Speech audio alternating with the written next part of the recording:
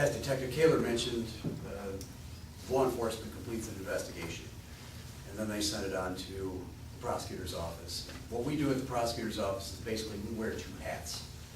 We wear a hat that we represent the Department of Human Services. So as Kathy Ross mentioned, their protective services workers will do an investigation, and depending on whether or not the case is severe enough to warrant a petition, if it does, they come to our office and we draft that petition.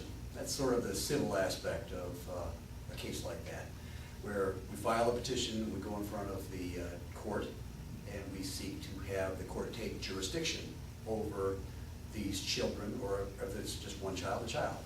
And what they do there is try to establish that there is a preponderance of the evidence, meaning that it's more likely than not that this child or these children suffer from physical abuse or sexual abuse, and the court is required or asked to take control and to work with the family. And Mrs. Taylor will talk about that in more detail.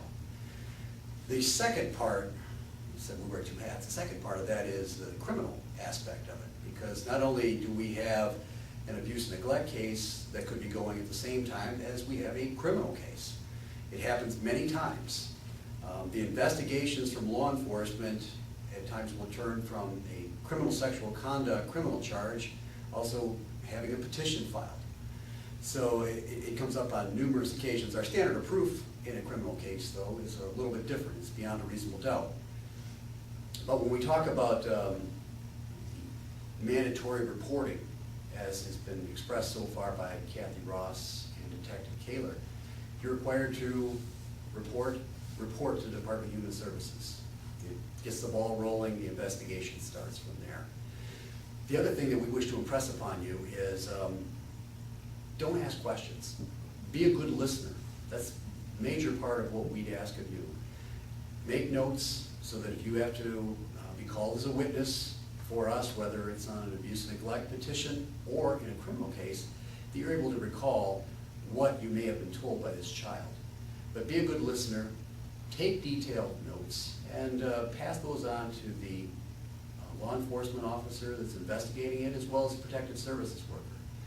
I've done this seminar with these individuals for a few times now, and one thing that's been brought up before, Kathy Ross had mentioned this, it's a good story about a defense attorney that one time was talking to a boy on the witness stand. He was questioning him, and what he was trying to do was trying to implant a memory into the child. He talked about the time that this child went fishing with him. And so you remember that, Johnny? We went fishing and you caught that big fish. A little while later talks a little bit more. Johnny, remember that fish? We were up at that lake up in Canada there. It was a wonderful fish, it was a beautiful day. Over and over again talking to this child and trying to get them to believe that it happened. And after a while, the child's like, yeah, I remember fishing that day. It was a great day, caught that big fish. That comes up in court as well. We had a defense attorney in a criminal case one time. It was a criminal sexual conduct case where the attorney started asking the boy about this little pig he had. Remember that favorite little pig you had? And fortunately, our victim at the time was 12, and he didn't buy into that. He just looked at the defense attorney and said, what are you talking about?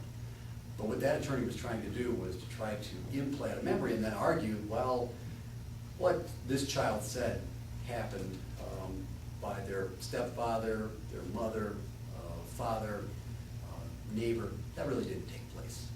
And so that's why when a child tells you something, the more detail that we have, the better able we are to be successful and to get it right, to successfully prosecute if that's necessary, or successfully have the Department of Human Services file their petition, have the court take jurisdiction, and work with that family to remedy the problems that are out there. So, once again, we take down the information, we file the petitions, or we file charges.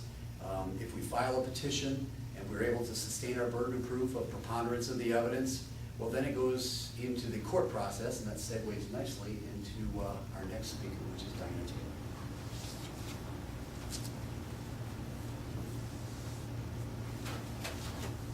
I'm Diana Taylor. I am a juvenile officer referee from the Huron County Circuit Court Family Division. The court currently has 16 families under their jurisdiction due to neglect and abuse cases. This involves 34 children within our county, and the youngest at the time is 4 months old. He was removed from his mother at birth. He did not, leave the hospital with her. And the oldest is just turning 18 this summer. Of these 34 children, 16 are living in foster care or a specialized treatment facility. 7 have been placed with a relative or are in a guardianship placement, and the remaining 11 are living with a parent or parents. All parents that are involved within the court system have all been found responsible for some type of abuse or neglect that has placed their children at risk of being harmed. Examples of some of the situations that we see coming into the county are similar to those that you read in the paper, and that are happening in other areas, and that would be homelessness. And when I say homelessness, for example, this happened some time ago. We had a young lady that was living out of her car with an infant child.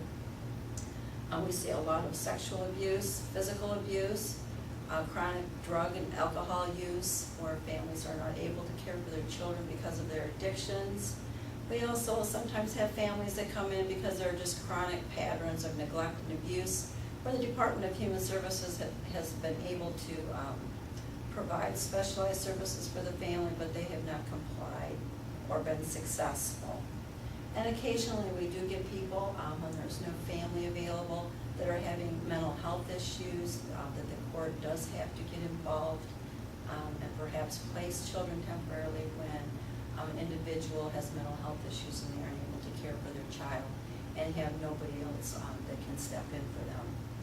When a family is adjudicated and placed under the jurisdiction of the court, they are provided a caseworker through the Department of Human Services. This caseworker sits down with the family, they assess their strengths and their weaknesses, and they come up with what is called a case plan. The case plan is going to involve all different types of services that are going to target the problems within the family. The family then comes to court, and the needs of the family, are looked at, and the judge will make some decisions as to what he feels is in the best interest of the family, and the family will be told that they must comply and participate in certain services that are geared to eliminate the problems in the home. If the children have been, for example, placed in foster care and the children have been removed, DHS is going to arrange a visitation schedule for the parents. It's important for them to maintain contact and that emotional bond with their children. For example, if a family has come in and there are drug and alcohol issues, they are going to have to participate in counseling to address those addictions.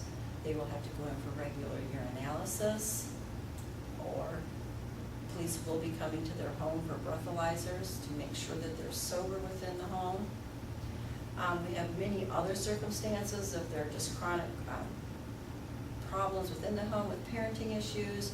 Of course, intensive home-based parenting programs are available. They would also attend counseling to address issues that may be barriers for them in addressing their role in the household in a more successful way. We've had lots of people come within the system. For example, I know we have had a family that did have a heroin addiction. The court provided methadone treatments for this family, transportation, so they could eventually become and get clean. Many aspects of the family's life is controlled by and monitored by the court through the assistance of the Department of Human Services caseworker. What you need to know is many of the families are successful, and eventually their children may be returned to their care if they have been in foster care, or perhaps they have never been removed, and their cases will be closed. But we do have those families at times that are not compliant. They cannot maintain sobriety. They perhaps continue to use drugs. They cannot comply, they cannot find adequate housing, even though they've had like many opportunities and assistance to find housing. They just basically do not make enough effort to have their children return to their care. Or perhaps in some circumstances, the abuse and neglect is so severe that many times there's no plans to return the children because the parent is not adequate.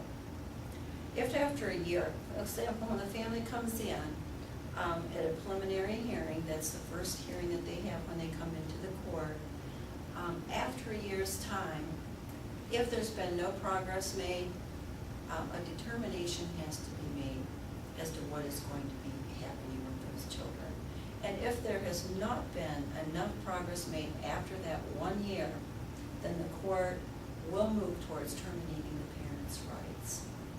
And at that point, after the parents' rights are terminated, the children are made eligible for adoption. And we have had many children within our county that have been placed with relatives for adoption and with, of course, other families.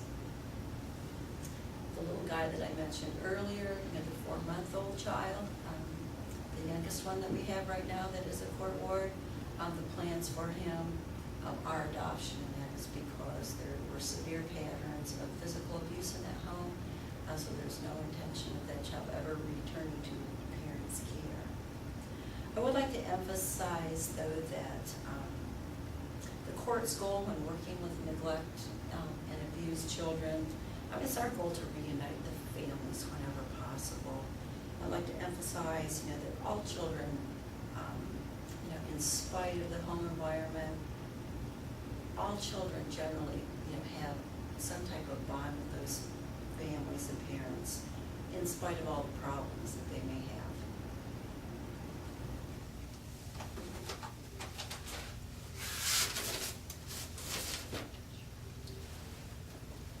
We'd like to thank you for listening to this presentation today.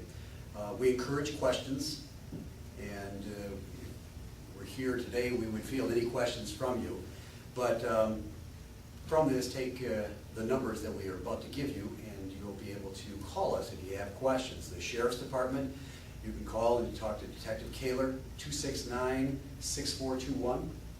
If you want to ask questions of Kathy Ross, you can call Kathy Ross at the Department of Human Services, 269-9201. Work your way through the system there. From the prosecutor's office, our number is 269-9255. If you want to speak to myself or one of my staff. And Mrs. Taylor, 269, that's the last 4 digits. 9267. 9267, should memorize that one. Thank you again.